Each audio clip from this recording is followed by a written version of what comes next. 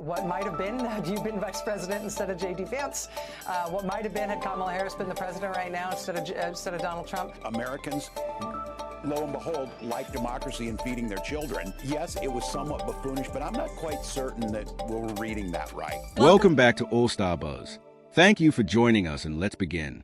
Tim Walz just had his first interview since losing the election, and it was with none other than Rachel Maddow. Let me tell you, it was painful to watch. He proved that Democrats haven't learned a single lesson from their embarrassing lost, not even a shred of self-reflection. Instead, they're doubling, no, tripling down on the whole Trump is a dictator, fascist, and threat to democracy rhetoric. I've said it before, but Democrats are starting to sound like that crazy person on the street screaming the world is ending. It's wild. As always, like the video and subscribe to the channel, but let's start with Tim Walz perfectly illustrating my point. They are sticking to the same old play big, and it's all about the Boogie Man Project. Yeah, it's good to be back with you, Rachel. Great first segment, terrifying but accurate. You know what they're after, and it's not that we should be surprised by this. They laid it out in Project 2025, so here we are. Well, actually, let me ask you about that on this point. A lot of people have been today and the last few days crediting your campaign and crediting all the reporting during the campaign that identified Project 2025 as essentially what looked like a blueprint for the incoming Trump administration to dismantle the American government. They denied it. They said they had nothing to do with it, said they'd never heard of it. Does it seem to you like that's actually what they're doing? Oh, it is. It doesn't seem it is. We took it seriously, and I can tell your viewers tonight, governors and attorney generals took this seriously, and there was a lot of planning. There's a lot of good folks, smart folks, organizations. You talked about some of them that were out there preparing for this. But there's only so much planning you can do because of the impact it makes. While the Democrat Party is in complete shambles, no leader, no message, in the lowest approval ratings in history, Tim Walz admits their only plan is to resist and fight Donald Trump's agenda. And get this, he brought it up unprompted. Rachel Maddow didn't even ask, he just dove right in. Here's what Trump has already done in his short time back as president.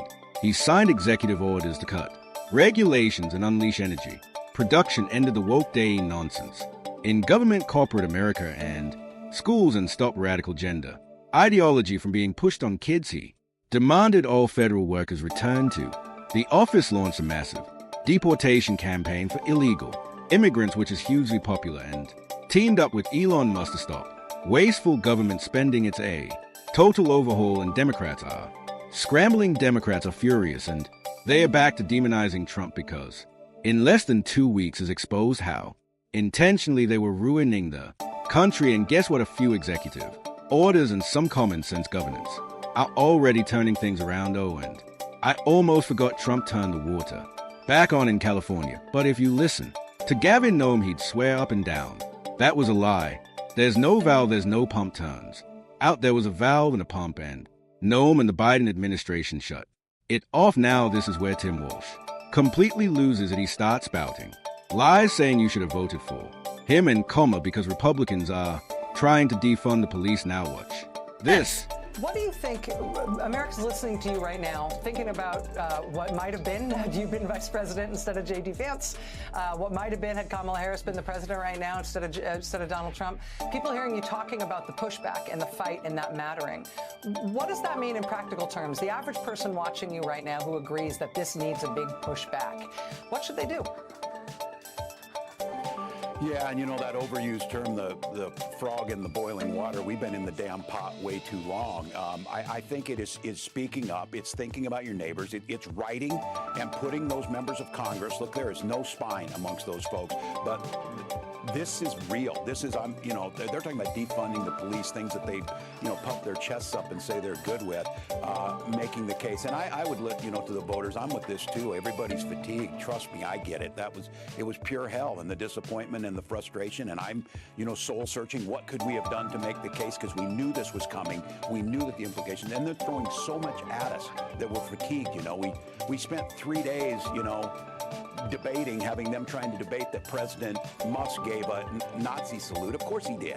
He did, of course. He went there. You can see how desperate they are when they bring up Elon Musk waving to a crowd and call it a Nazi salute. These people are degrading themselves. It's embarrassing. They're grasping at straws to make themselves feel right. The federal funding freeze was crystal clear. Even a third grader could understand it, but Democrats are lying through their teeth, claiming, oh, is cutting Medicaid, Medicare, food stamps, Head Start, air traffic control, and the police. That's not true. The freeze was specific. No more money for programs that don't align with an America First agenda.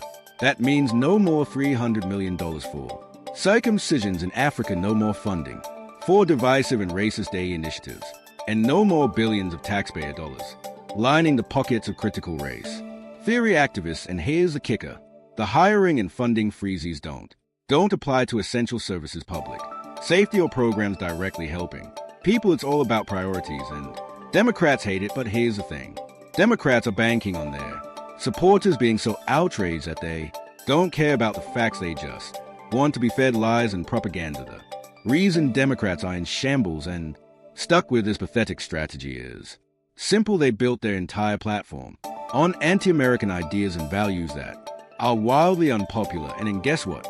The public rejected them. To move forward, they'd have to tear down their entire party and rebuild it from scratch. But that would mean admitting they were wrong, and they'll never do that. So they are stuck in this endless loop of denial, and in true elitist fashion, Tim Walz is throwing a tantrum because his not getting his way now is attacking dumb, stupid, poor red states.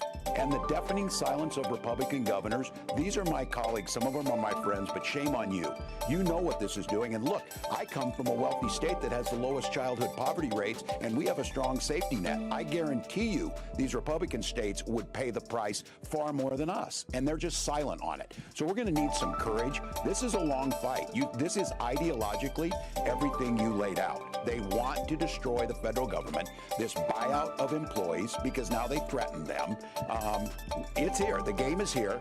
We knew it was coming. I don't know what people thought, that we were just speaking, that this wasn't going to happen. Donald Trump said, oh, I never heard of him. And now you got this guy Vote, that's at the heart of it. So look, it's on. I'm glad you said that. Governors are out there. The resistance is strong. You felt it. Americans, lo and behold, like democracy and feeding their children. So they're going to fight for these things. It's like these people can't handle the fact that not everyone thinks like them. Shame on Republicans for not fighting for what I want. Meanwhile, the United States is 36 trillion in debt, running a 36 trillion in debt, running a 2 trillion deficit.